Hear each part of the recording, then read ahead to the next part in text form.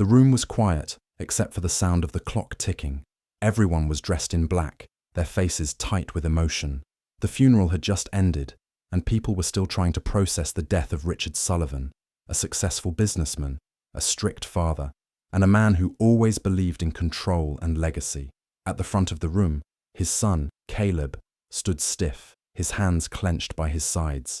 He hadn't cried, not once. He just stared at the polished wooden casket as if trying to figure out how he was supposed to feel. People whispered as they walked past him. Some offered a pat on the shoulder. Others just nodded and kept walking. But no one missed the look in Caleb's eyes. Confusion, pain, and something else, something deeper. He wasn't mourning a loving father. He was standing in the shadow of a man who never really saw him. A man who raised him with rules, pressure, and silence. The lawyer, Mr. Harmon, cleared his throat and tapped his fingers on a brown envelope he was holding. "We'll begin reading the will in 15 minutes, he said quietly to the family gathered in the study. Caleb walked into the room last, his steps slow. His older half-brother, Michael, already had a drink in his hand and was leaning back in a chair like he owned the place, which, honestly, he probably thought he did. When everyone had settled, Mr. Harmon opened the envelope. "To my beloved son, Michael, I leave the house, the company shares, and all remaining assets." Michael smirked, gave a small nod, like he expected it. "To my loyal assistant, Margaret, I leave my vintage car and a sum of $50,000. Caleb held his breath. His name hadn't been mentioned yet. His chest felt tight. There was silence. "That's all?" someone asked. Mr. Harmon looked around the room. "There is one more thing," he said, slowly reaching into his briefcase. He pulled out a second envelope. It was thinner, older, and had Caleb's name written on the front in Richard's sharp handwriting. Everyone froze. Michael's smirk disappeared. "This was to be opened only if Caleb was present," Mr. Harmon said. "Your father left special instructions." Caleb's eyes widened. His heart was racing now. Why had his father prepared a separate letter just for him? And why hadn't it been mentioned earlier? Mr. Harmon broke the seal. As he began to read, Caleb leaned forward, his whole body tense. And then, in just a few sentences, everything changed. Everything he thought he knew about his father was about to fall apart.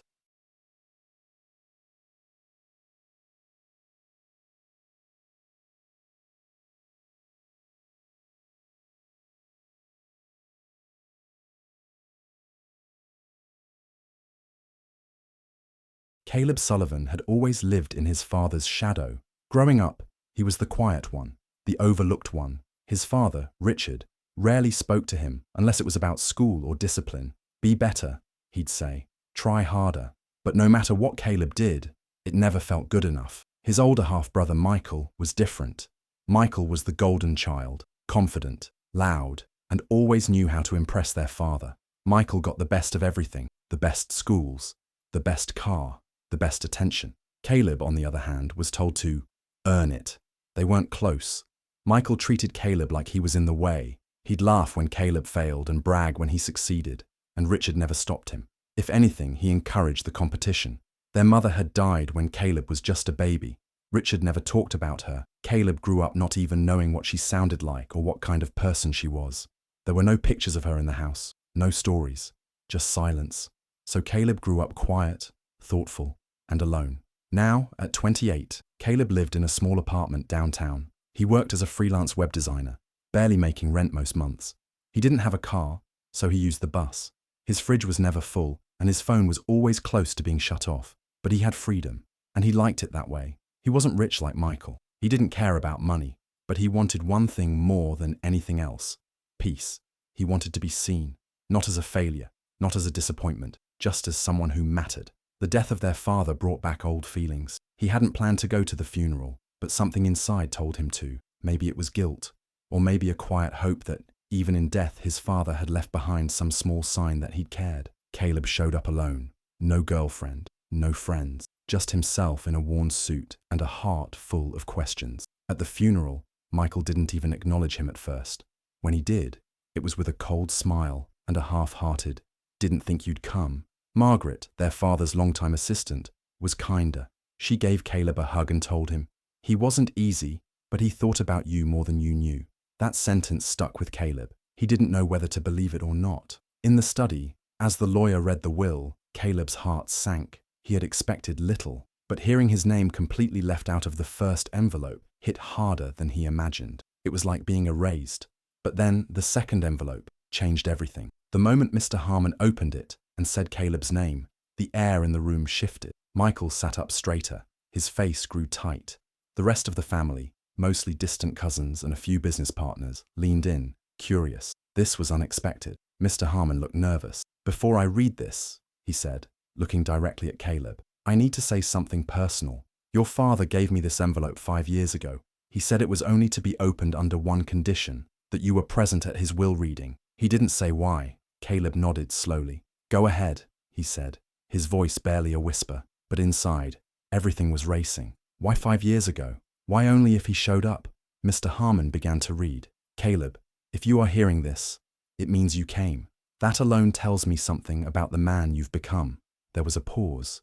Everyone was silent. "I know I haven't been the father you needed. I know I've kept things from you, things I should have said a long time ago, but I wasn't brave enough. I want to tell you the truth about your mother, about who you really are, and about what I've left behind, just for you." Caleb felt his throat close. For the first time in years, he felt something new, hope. Mr. Harmon set the letter down. "There's more," he said, "but not here." He pulled out a key and handed it to Caleb. "Your father left a safety deposit box. Only you are allowed to open it. It's at the downtown bank. He said everything will make sense after that." Michael stood up. "What the hell is this?" he snapped. "What's in the box? Why does he get something special?" But Mr. Harmon raised a hand. "That's all I know, Mr. Sullivan. Your father was very clear. Only Caleb can access it." Caleb didn't say a word. He just took the key and held it in his hand. That small piece of metal suddenly felt heavier than anything he'd ever carried, because now, everything he thought he knew about his life was about to be tested. If his father had lied once, what else had he been hiding? And more importantly, was Caleb ready to find out?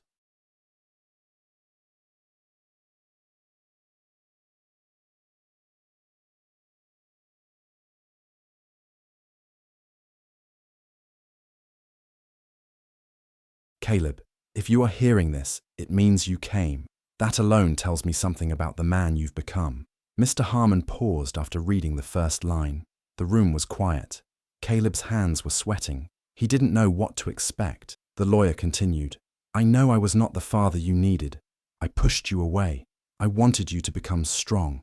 But in the process, I became cold. For that, I am sorry." Caleb looked down, his jaw tight. He had waited his whole life to hear something like that. But now that he had, it felt too late. Then came the line that made everyone's eyes widen. "I am not proud of the secret I kept from you. You deserve to know the truth about who you are, and what you are owed." Michael leaned forward, his voice sharp. "What the hell does that mean?"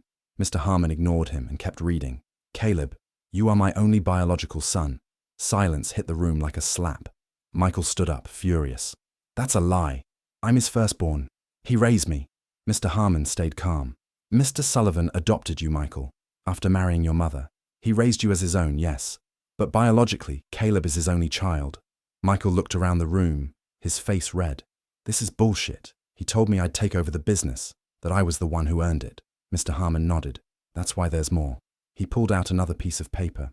"This is a signed DNA test, completed 5 years ago. Richard ordered it himself. He never told anyone, except me. And it proves Caleb is his biological heir." Caleb couldn't move. His ears were ringing. He had grown up feeling like an outsider.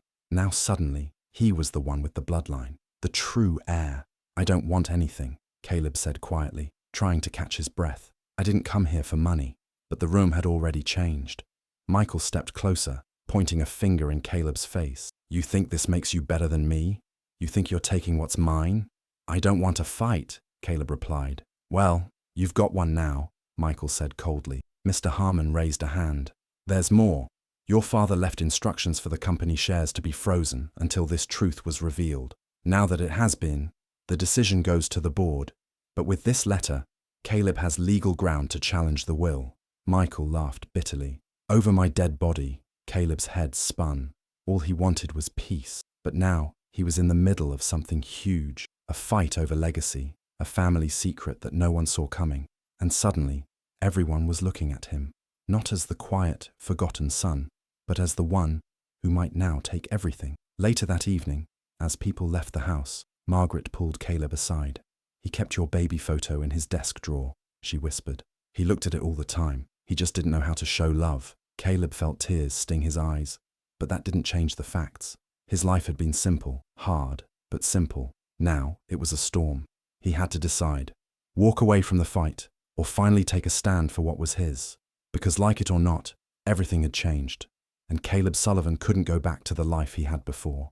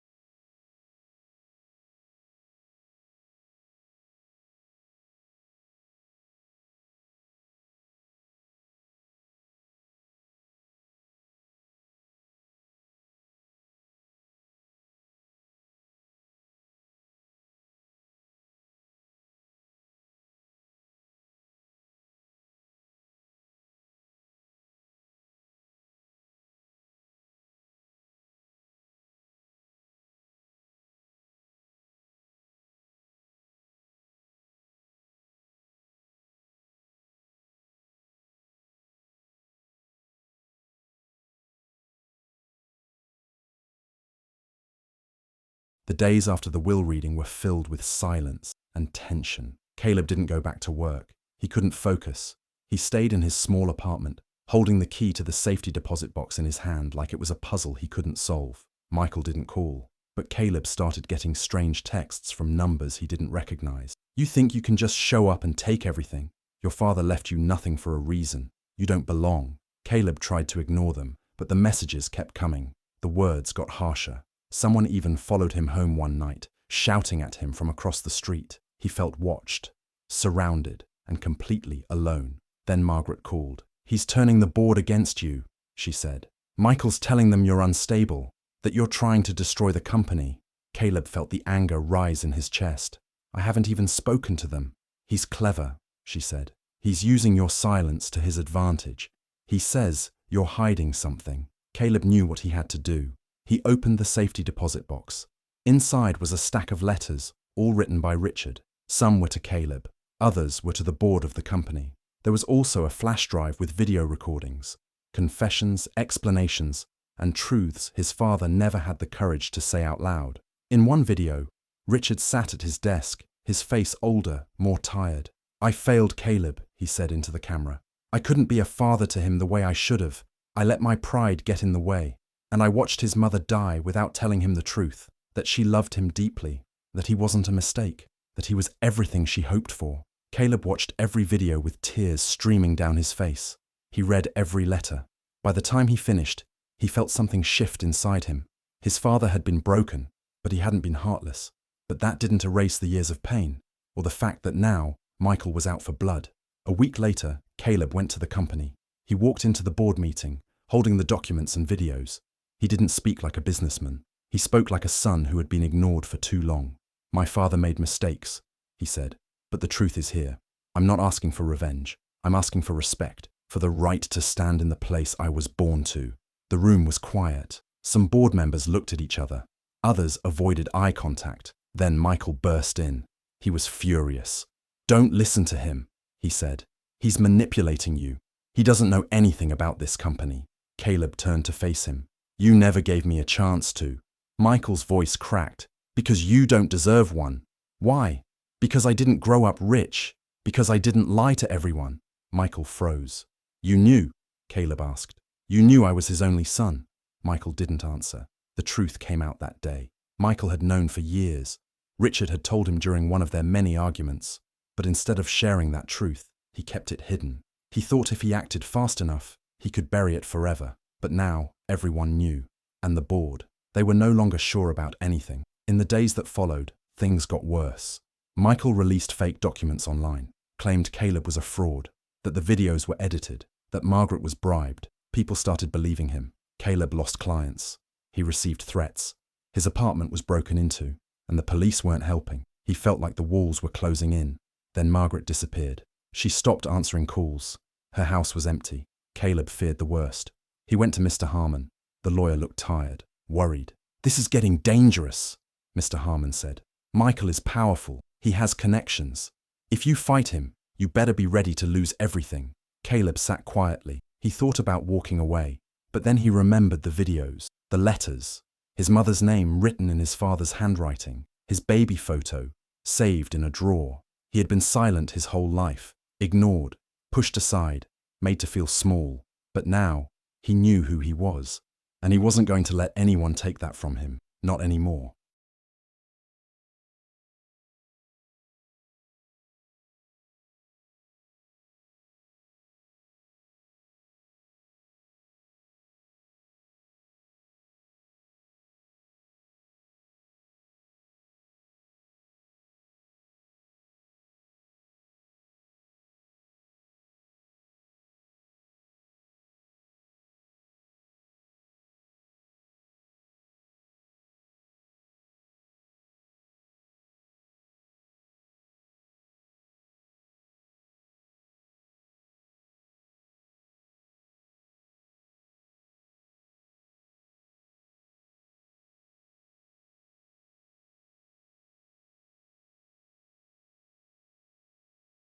The next morning was quiet, too quiet. Amara got ready for school like usual, but something felt strange. Aunt Gloria didn't call her for chores. Chelsea didn't slam her door like she normally did. Even Junior's room was silent. As Amara picked up her bag and stepped into the hallway, she noticed the front door was open. Voices came from outside, low, tense, and serious. She walked to the door and stopped. On the porch stood a woman in a black blazer, holding a folder. Next to her was Uncle Mike, his arms folded. Aunt Gloria stood on the steps, angry, but trying to smile. "I told you everything's fine now," Aunt Gloria said. "She's not in danger. She's just a dramatic teenager." The woman looked unimpressed.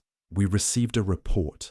Someone called in a complaint about neglect and emotional abuse in this home." Amara's heart skipped. She stepped outside. The woman turned and smiled gently at her. "You must be Amara." Amara nodded slowly. "I'm from Child Services. We'd like to ask you a few questions, if that's okay." Aunt Gloria jumped in. "She's not a child anymore. She's 17 and almost done with school.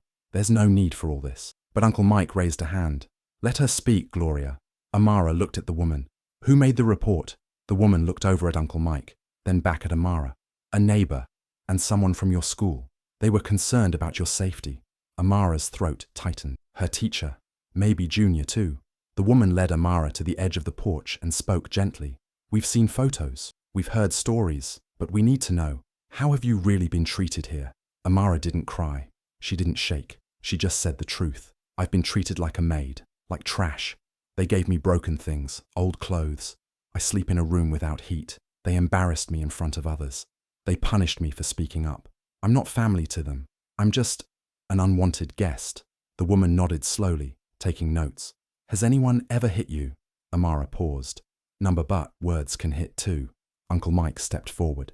"She can come with me. She needs a fresh start. She deserves better than this." Aunt Gloria's voice suddenly rose. "You think you can just take her? After all I've done?" Amara turned to face her. Her voice was calm but firm. "You didn't do it for me. You did it for yourself. To feel better than my mother. To control someone weaker. But I'm not weak anymore." Aunt Gloria's face twisted in rage. "You ungrateful little girl. After everything, I gave you a roof. I gave you food. You gave me pain," Amara said quietly. "But you also gave me strength, because now I know what I'll never allow again." Behind them, Chelsea appeared in the doorway. Her arms were crossed, but her face looked confused. For once, she wasn't smiling. "What's going on?" she asked. Amara looked at her cousin and said, "This is the day I leave, and I'm not coming back." Chelsea rolled her eyes, but there was no fight in her. Maybe deep down, she knew this moment was coming too. The woman from Child Services turned to Amara. "Do you want to go with your uncle today?" Amara looked at the house behind her, the memories, the silence, the tears. "Yes," she said. "I'm ready." They walked back inside to collect her things. The moment she opened her bedroom door, she froze. Her things were gone again, but this time, it didn't hurt. She didn't need them. She had her backpack. She had her books. She had the photo of her parents that Junior had saved. That was enough. As they walked out the front door, Aunt Gloria called out one last time. "You'll regret this. The world is hard, Amara. No one will protect you like I did." Amara turned around, her eyes calm. "You didn't protect me. You broke me. But I'm still standing." And with that, she stepped into Uncle Mike's car. As they pulled away from the house, the sky opened with light rain. But to Amara, it felt like the air had been cleared. A new chapter had started, and this time, she was the one holding the pen. Living with Uncle Mike was different from anything Amara had ever known. His house was calm, warm, and peaceful. There were no loud voices, no cold stares, and no one treated her like she didn't belong. His wife, Aunt Renee, welcomed her with open arms. She made a big dinner the first night Amara arrived and said, "You are safe now. You're part of this family." Amara couldn't speak. She just nodded and tried not to cry. That night, she slept in a clean room with fresh sheets. There was a small desk, a closet with hangers, and even a soft rug on the floor. It wasn't fancy, but to Amara, it felt like heaven. For the first time in years, she didn't wake up afraid. School also changed. Her teacher, the one who had made the report, gave her a soft smile in class. After school, she pulled Amara aside and said, "You were very brave.